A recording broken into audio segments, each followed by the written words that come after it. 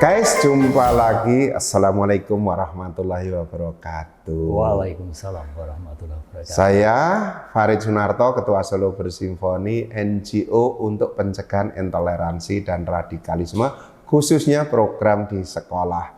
Saya bersama siapa? Bapak Dr. Andes Susilo Joko Raharjo MPD. Siapa beliau? Saya panggil saja Mas Joko. Silahkan memperkenalkan diri. Terima kasih Mas Farid. Assalamualaikum warahmatullahi wabarakatuh. Guys, jadi di kesempatan saat ini sungguh merupakan kebahagiaan bagi saya, Susilo Joko Raharjo.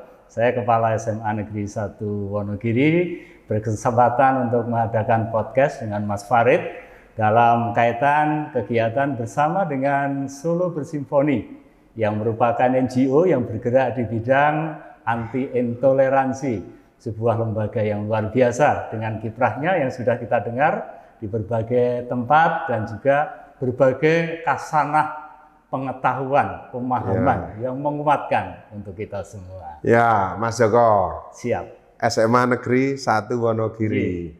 Di SMA Negeri 1 Wonogiri, Mas Joko punya anak berapa?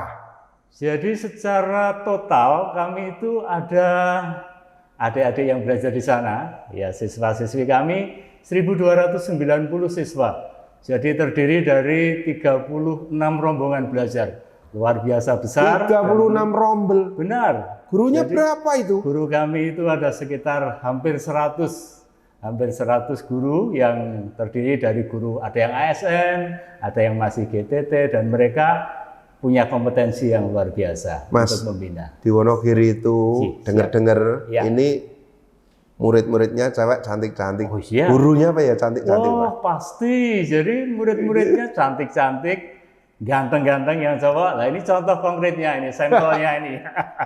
Sampelnya ini Mas Joko ini orang Wonogiri ini. Yang gitu, jelas guys. Siap. 1000 berapa? 1290. 1290 Ya, itu adalah Gen Z, generasi ya, Z, benar. generasi Z. Ya. Jadi guys, saya mau tanya tentang pengalaman beliau terkait dengan perilaku Gen Z. Jadi seperti kita ketahui era 4.0, di mana Gen Z itu punya kapasitas yang sejak lahir tanpa pembelajaran dia pintar, yaitu 3M. Jadi Gen Z itu sejak lahir menguasai M pertama, menguasai multimedia. Nggak usah diajari. Betul. Kita bisa beli HP semahal mungkin, tapi belum tentu fiturnya bisa. Tapi Gen Z bisa. Bisa pakai laptop, bisa pakai PC, macam-macam. Multi platform.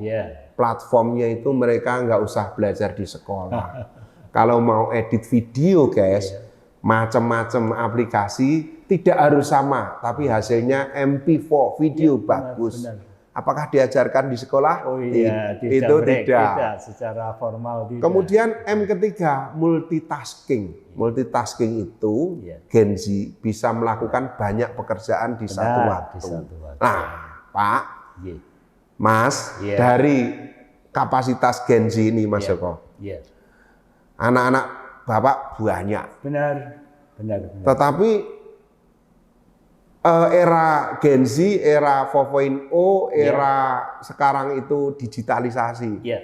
Kan baru ngetren lompatan besar. Betul. Ini baru-baru saja. Sementara Bapak, Mas Joko dan guru-guru, ini kan dididik di era sebelum itu. Sebelum literasi, digitalisasi, globalisasi. Coba ceritakan sulitnya adaptasi dengan Gen Z yang menguasai 3M itu, sulitnya seperti apa? Iya benar. Jadi gini Mas Farid, jadi yang kita lihat di lapangan itu benar-benar mengagetkan kami. Jadi ada semacam cultural shock. Jadi kami itu kadang-kadang terkejut-kejut dengan berbagai perkembangan yang begitu cepat terjadi.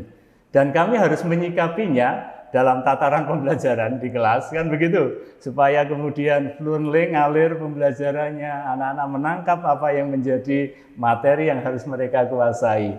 Dan ini sungguh kami terkejut-kejut dengan berbagai lompatan-lompatan yang menyangkut apa yang mereka punya.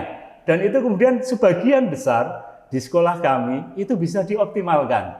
Sehingga ketika kami mengikuti beberapa kegiatan lomba, misalkan di FLS 2N, tahun ini ada anak kami yang bernama Moreno, itu desain posternya itu menggunakan juga bentuk-bentuk yang lumayan mengejutkan bagi saya. Dan lolos ke tingkat nasional di tahun ini. Nanti tanggal 21 Agustus, Ananda Moreno ini mau ikut final tingkat nasional untuk desain poster. Jadi kami kemudian kembali harus belajar. Jadi kuncinya adalah kami kembali harus belajar menyesuaikan dengan adik-adik kami ini, Gen Z ini tadi yang bergerak begitu cepat. Dan kami paling tidak mungkin secara konten kedalaman, karena seperti tadi mereka itu kan secara multimedia mereka menguasai, multitasking mereka bisa. Sementara kami generasi yang dididik di tahun 80-an tidak seperti itu. Jadi kemudian apa yang kami lakukan konteksnya adalah memfasilitasi mereka, membuat mereka nyaman, mengkondisikan supaya berbagai kemungkinan-kemungkinan yang ada di media-media ini bisa menjadi nilai tambah bagi pembelajaran untuk siswa-siswi kami. Mas Joko, iya, gimana bagi guru ini. Siap, Mas Farid. Kalau dulu itu, guru pinter dulu. Iya. Belajar dulu. Iya, benar. Murid jumlahnya 30, iya, baru pinter. Benar. Iya. Sekarang, iya, murid itu jumlahnya 30. Benar. Informasi tidak dari guru. Benar. Tapi informasi dari banyak. Dari berbagai sumber. Berbagai sumber. Benar. Namanya skala. Iya. Kalau dulu digambarkan guru titik di tengah, jerat murid. Benar, kalau sekarang informasi pinter itu dari mana? Guru di mana ini guru? Di mana ini guru? Jadi posisi guru sekarang itu justru ada di samping, bahkan kadang-kadang di belakang, supaya mereka bisa memantau. Ini sama seperti prinsipnya Ki Hajar Dewantara, Tutwuri Handayani, memberi daya kepada anak-anak itu berkembang lebih cepat. Karena apa? Sumber belajar tadi sebegitu banyaknya. Guru bukan lagi final decision, bukan lagi pengambil keputusan yang paling akhir. Karena apa? Sumber belajar itu sebegitu banyaknya, Mas Farid. Itu yang disebut guru sebagai fasilitator. Betul, itulah. Jadi sebagai pendamping, fasilitator, motivator, sekaligus juga mereka karena dengan kebijakan dari sisi wisdomnya, ini kemudian guru-guru ini diarahkan untuk kemudian mereka bisa mendampingi, mana yang baik, mana yang buruk, untuk sedikit banyak mengarahkan mereka belajar tentang wisdom, nilai-nilai kebijakan yang ada di sekeliling. Itu artinya apa, guys? Siswa-siswi cakep, cantik, SMA Negeri 1 Wonogiri khususnya, dan Gen Z pada umumnya, ketika Anda belajar, jangan berharap pinternya dari guru. Dari guru saja. Sekarang guru itu fasilitator, motivator, bahkan kadang provokator kebaikan buat kalian. Itu loh. Artinya apa? Di era 4.0, di mana kapasitasnya ini si cantik dan si cakep itu adalah 3M. Iya, betul. Kalian diberikan kesempatan belajar dari manapun. Betul. Menjadi kreatif dari manapun. Benar. Konsultasikan kepada fasilitator guru. Benar, Mas Farid. Gitu ya? Iya, prinsipnya begitu. Artinya tuntutan murid sekarang harus seperti apa ini, Mas Joko? Iya, jadi sekarang murid-murid itu harus seperti yang menjadi dasar bahwa dalam pembelajaran di sekolah itu kan mereka belajar tentang pengetahuan, mereka dididik secara behavior, secara bagaimana bersikap, berperilaku, dan lain sebagainya, mereka dilatih. Nah, bagian-bagian ini menjadi bagian yang sangat penting, yang harus dikembangkan dengan mengeksplor kemampuan-kemampuan dasar 3M yang tadi disampaikan Mas Farid. Jadi dengan begitu, seimbang antara sikap, perilaku, kemudian juga dengan tuntutan kemajuan zaman yang begitu pesat terjadi di saat-saat ini. Jadi jangan terkaget-kaget dengan pemahaman perubahan paradigma belajar yang saat ini ada, bahkan dengan adanya kurikulum merdeka, di mana kita bisa belajar dari manapun juga, belajar dengan cara apapun, sejauh itu dengan nilai-nilai wisdom. Sama seperti yang kami pelajari bersama kawan-kawan di Solo Bersimfoni dengan hastalaku. Sebuah nilai yang terinternalisasi dalam budaya Jawa kita, dan itu merupakan nilai yang sudah ada di sekeliling kita. Tinggal bagaimana kita mengoptimalkan dalam kehidupan senyatanya. Pesan-pesan Pak Kepala Sekolah, siap. Perhatikan. Siap. Tapi ingat, ya adik-adik, adik-adik dong sekarang, kalian kan masih belajar ya, Gen Z masih belajar. Ya, benar. Keleluasaan belajar informasi dari manapun, kreativitas diperoleh, diunduh dari manapun, diolah dengan berpikir kritis, itu juga harus ada batas-batasnya, ada risikonya. Seperti kita bersama saat ini mempelajari risiko, yaitu risiko intoleransi dan radikalisme. Bukan dari orang terdekat kita, tetapi dari informasi di luar sana, di luar negeri, ada di dalam negeri, yang kalau kita interest itu kemudian bisa mencuci otak kita. Nah, itu yang harus diseleksi, di screening.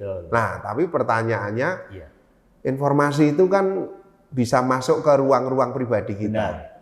Screeningnya buat anak-anak kita bagaimana, Pak? Jadi secara prinsip bahwa ini adalah bagian dari proses belajar.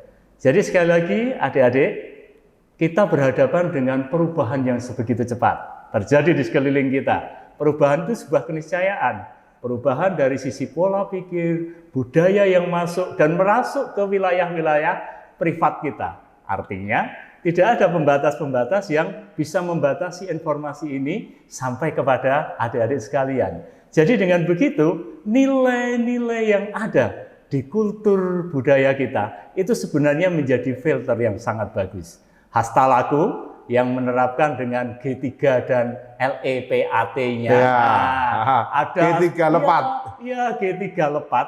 Gotong royong, guyub rukun, grabyak semana, lembah mana, ewo pekewo, pangerten, andap asor, dan tepo seliro. Nilai-nilai ini kalau kita aktualisasikan dalam kehidupan kita akan menjadi filter.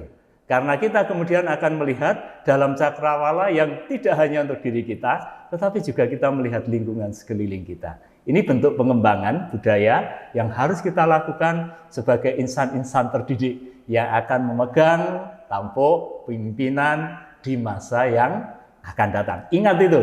Adik-adik sekalian adalah pemimpin-pemimpin masa depan.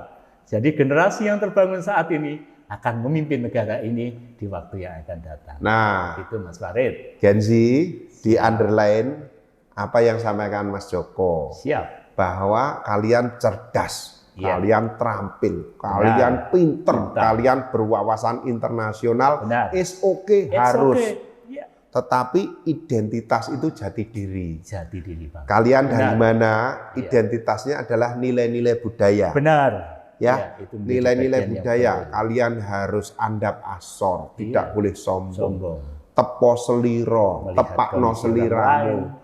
Pangerten, pengertian, peduli dengan sesama, memanusiakan. Itu identitas. Benar. Jadi sepinter apapun kalian, kalau kalian nanti hilang identitasnya, nanti menjadi tidak ada harganya. Itulah karakter-karakter dalam budaya Jawa yang harus terus kita internalisasikan. Karena mungkin kalau kita kehilangan uang, kita sebenarnya tidak kehilangan apa-apa, karena kita masih bisa nyari rezeki di tempat lain. Kalau kita kehilangan kesehatan, mungkin hanya satu bagian, kita nggak sehat aja, tapi kita masih bisa beraktivitas. Tapi kalau kita kehilangan karakter, kita kehilangan segala-galanya. Jadi itu sangat-sangat penting. Karakter budaya Jawa, karakter tepo seliro, G3 lepat tadi yang merupakan hasta laku, kiranya menjadi panduan bagi kita semuanya. Generasi-generasi muda, tantangan ke depan adalah bagaimana mengaktualisasikan nilai-nilai karakter dalam budaya Jawa ini yang tetap menjadi relevan. Perkembangan zaman boleh terus berjalan, tetapi kita juga siap untuk menghadapi dan kita siap menangkap peluang untuk menjadi yang terbaik. Begitu Mas Farid. Iya, Mas Joko dan Gen Z ini prakteknya tidak sesulit teori. Karena setelah kita tahu menjadi sikap, itu menjadi behavior. Betul. Knowledge, attitude, behavior. Ya. Dan knowledge dengan memahami pentingnya nilai-nilai budaya lokal sebagai identitas menjadi sikap, menjadi behavior perilaku. Yang penting itu guys. Benar. Jadi kalau suatu saat di WA oleh guru kalian, misalnya di WA, Mbak Putri, besok Mbak Putri hadir lebih pagi ya, itu dari guru. Kalau kita punya knowledge untuk kita itu harus sopan santun misalnya, betul. Bahasanya sendiko ibu itu bahasa Jawa, injih ibu itu identitas. Tapi kalau kalian seperti bahasa milenial hanya ngetik Y, enter, itu masalah. Betul Pak? Benar-benar ya. Nah, jadi prakteknya behavior, identitas budaya lokal itu harus kita lakukan baik itu dalam kita bertemu maupun kita secara daring. Benar, ya. Jadi itu bagian yang sangat penting karena bagian itu juga menjadikan komunikasi itu sesungguhnya terjalin bukan hanya secara non sewu luring seperti ini, tetapi juga daring. Nah, apa yang kita sampaikan melalui media sosial itu juga bagian dari komunikasi yang perlu kita tata sesuai dengan nilai-nilai hastalaku tadi, sehingga yang menerima informasi juga nyaman, ya kan? Dan kalian yang menyampaikan, adik-adik sekalian, itu juga nyaman. Dan itu mengenakkan semuanya. Bukankah kenyamanan itu menjadikan kita bisa berkembang lebih baik dan lebih baik lagi. Oke, gitu, Mas Joko. Siap, Mas Farid. Kita belajar sama-sama. Siap. Saya belajar kepada Mas Joko dan saya kepada Genji semua. Dari kawan-kawan. Ya. Itu juga ada lagunya.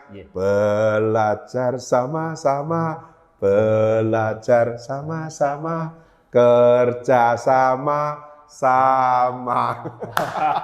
Mantap. Selamat datang di program Sekolah Adi Pangasuti untuk SMA Negeri 1 Wonogiri. Sampai jumpa. Sukses semuanya. Salam.